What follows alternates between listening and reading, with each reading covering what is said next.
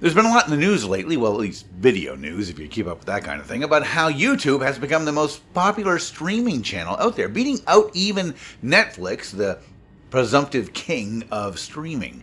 How's this possible? And isn't YouTube just a social media site? Well, not really. We'll get into some of that.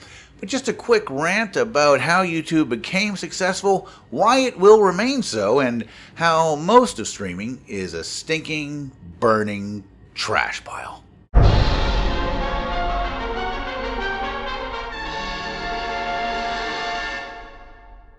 Seeing stories about how YouTube has become the most successful streaming platform out there, and not just for watching on your phone, but it turns out for watching on your television, really didn't come as that big of a surprise to most people, myself included. YouTube offers most of what the other streaming channels do, while also offering something that almost none of them have.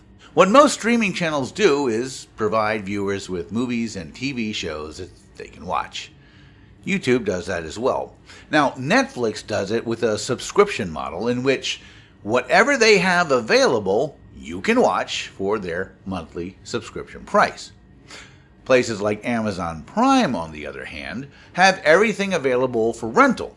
Now, some of it is on Prime, so if you subscribe to Prime, you can just watch that stuff for free. Not really, you're paying for Prime, but you get the point.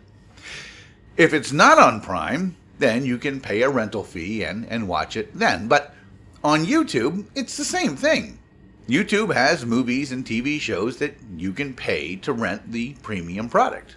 But YouTube also has short, creator-based content that Amazon Prime and Netflix don't have.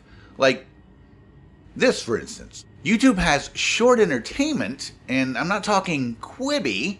I'm talking actual just short documentaries, short explainers, short entertainments, short music videos, short things done by non-studio or corporate produced entities. So YouTube basically offers what Amazon Prime and Netflix offers, premium movies and television shows that you can watch and rent, while also offering all of that other stuff. But the big difference for me, and the big difference for a lot of people into classic cinema, is that YouTube is an alternative to what has become one of the most maddening issues in all of streaming: deleting movies.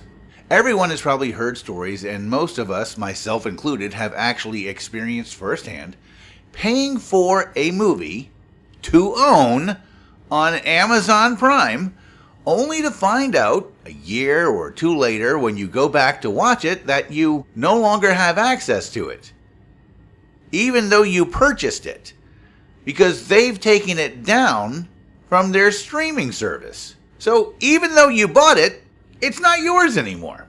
We've also encountered wanting to rent a movie or a television show and, it's available on Amazon Prime. Great, I'll just pay the rental fee and I'll get it, and wait a minute. It's no longer just available for rental. Now I have to sign up for a 7-day free trial to this other streaming channel running through Amazon Prime. And if I hopefully remember to cancel that 7-day trial, then I can watch this movie for free, but only if I do that. Never mind. Streaming has become extremely complicated. Why has it become complicated?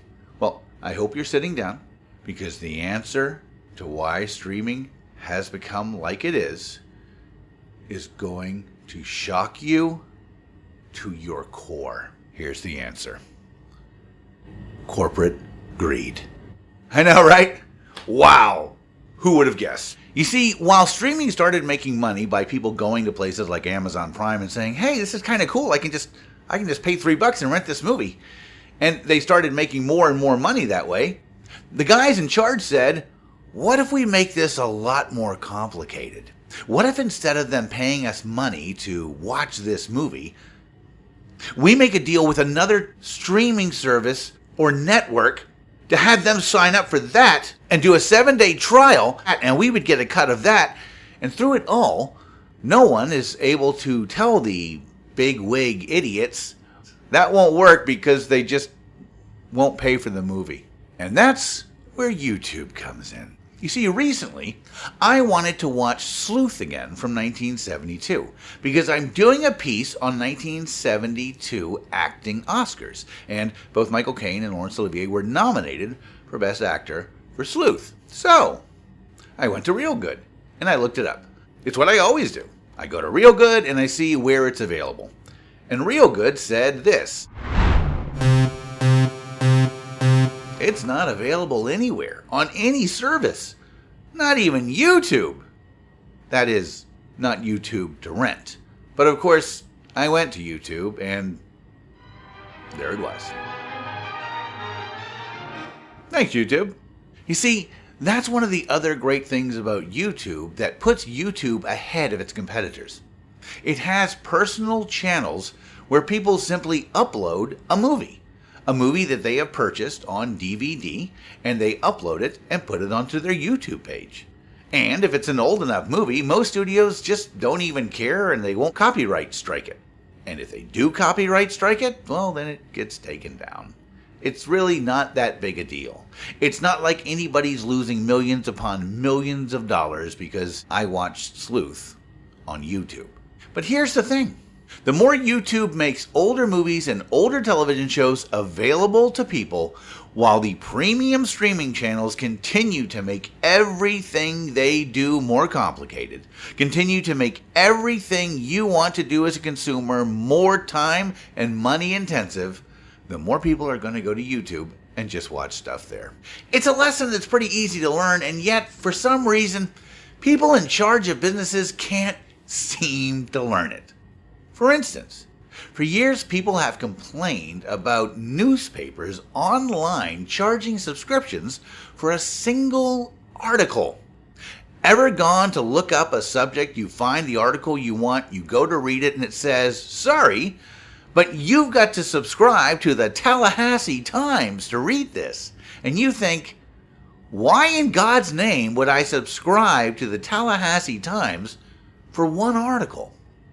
And then you further think, as millions have before you because millions have complained about it online, you think to yourself, you know, if they just charged me 50 cents or $1 for this, I just pay for the article and read it. And then they'd make that $1. And if 100,000 people in a year go to find that article and then don't subscribe, they make $0. If 100,000 people go to click on that article and pay $1, they make $100,000. It's not that complicated, and yet they just don't get it. Amazon, I'm not signing up for another premium streaming channel network to watch this one movie. If you, Amazon Prime, were to take every movie that has been digitally transferred to streaming and make it available for $2.99 or $3.99 a pop, I'll watch everything there, and I'll pay you for every single movie. But if you're going to make it super complicated, I'm just going to go to YouTube. I'm going to go to YouTube every single time until you figure it out. Because YouTube already has. And that's why YouTube is the top streaming channel, and why it's just going to get more so in the future. Thanks for watching. Drive safely.